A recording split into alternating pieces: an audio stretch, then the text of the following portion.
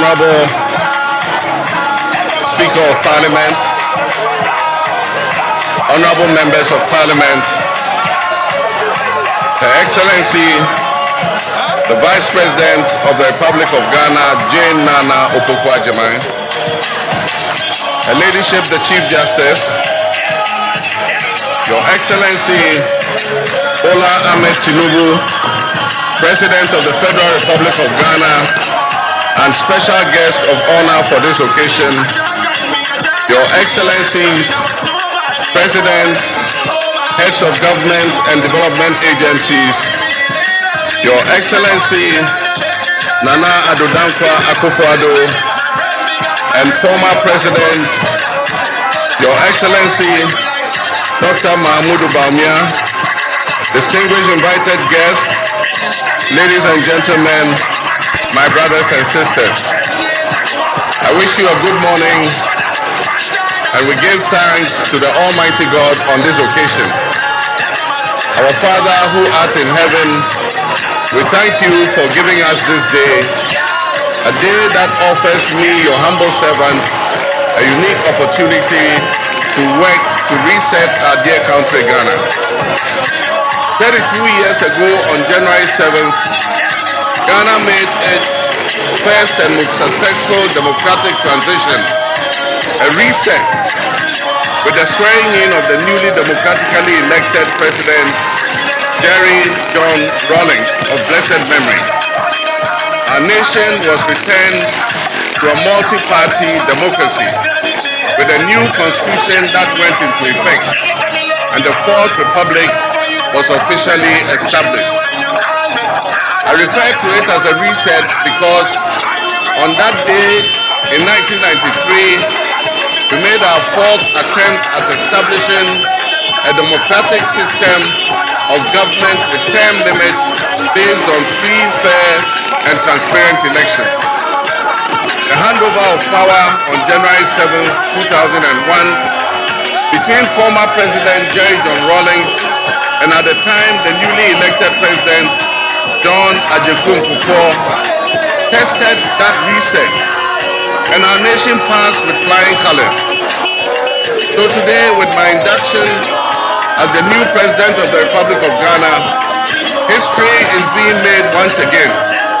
And it is a history worth repeating every 4 years with each newly elected President. Today, we're also making a different kind of history, one that speaks to our maturity as a democracy, a nation of citizens enfranchised with the authority at the polls to determine their political future. Today's exercise between the outgoing President, His Excellency Nana Addo Dankwa Akufo-Addo, and I feels a bit like a deja vu. That is because 8 years ago to this day, on January 7, 2017, we shared this same space and performed this same transitional exercise. At the time, I was the outgoing President, having served one term, and he was the incoming President, having been given a mandate by the people of Ghana to lead this great nation of us. He and I both understood on that day, as I'm sure we are today, that it is the people of Ghana that we are elected to serve. Somehow, it seems fitting that it is with Nana Akufo-Addo that I twice shared this stage and this unique historical distinction. Because Nana Akufo-Addo and I began our national political careers in Parliament in the same year, 1996. He has always greeted me with warmth, a firm handshake and a smile. And he is perhaps the only person in my life who has persistently chosen to call me Johnny. While we belong to opposing political parties, we shared a sense of mutual respect. In those early days, we probably could not have imagined that destiny would bring us to the leadership of our respective parties, and that we would have to face off 3 separate times as we each vie for the highest office of the land.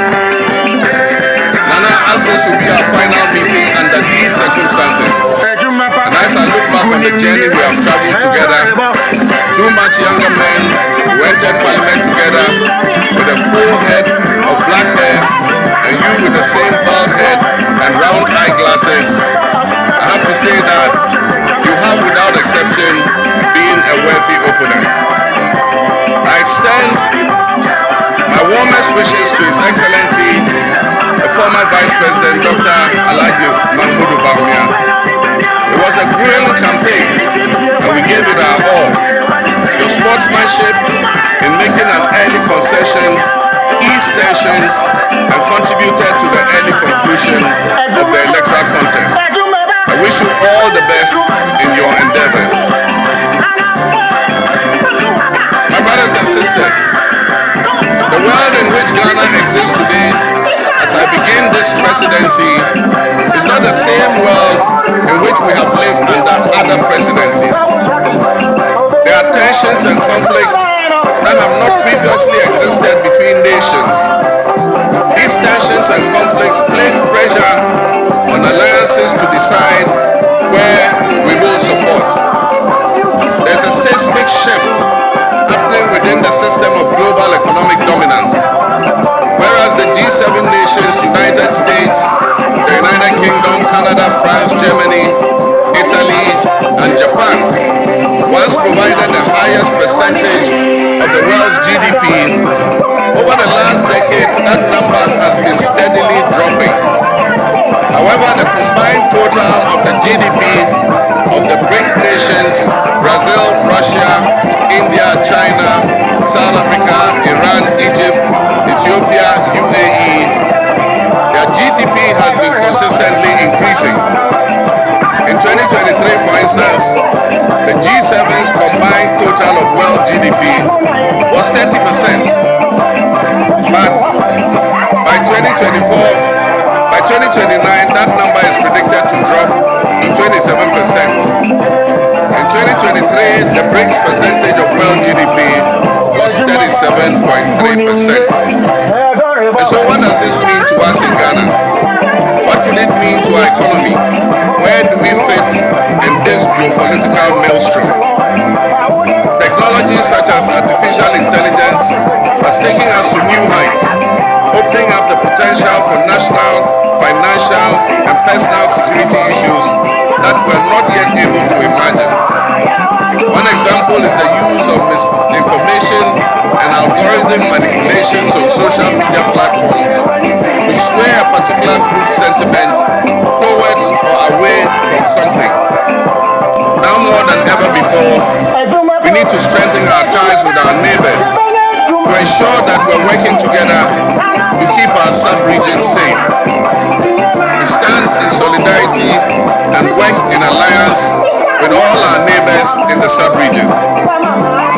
Recognizing the history of our borders, we also acknowledge that on the other side of our country's borders are our family members.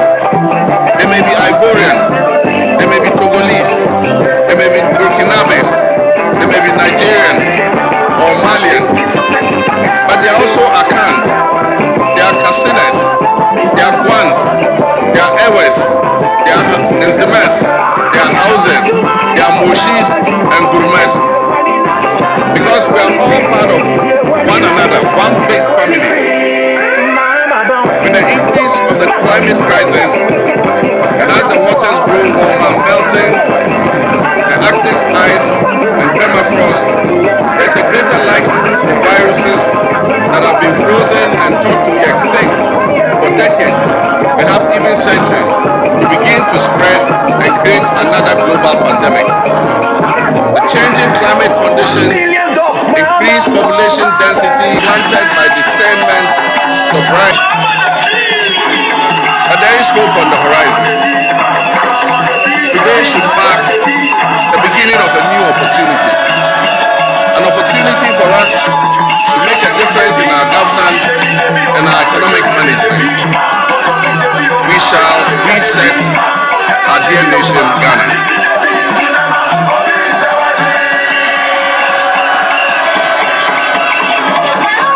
To the millions of my fellow countrymen and women who joined long queues and waited in the sun for their turn to vote for me, you have my sincerest thanks for honoring me.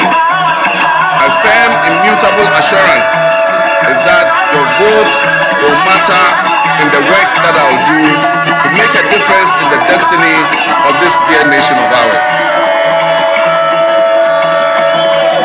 Your courage to bring change will not go in vain. Our nation was born with much promise. That promise would seem hazy and in doubt now because of all that has happened in the past. But I urge you, my fellow countrymen, not to be sucked into a state of perpetual pessimism. For some time, our country has urgently needed leadership with an unwavering desire to get things done. I with all humility assent that I intend to be that leader with your cooperation and your help. As your next leader,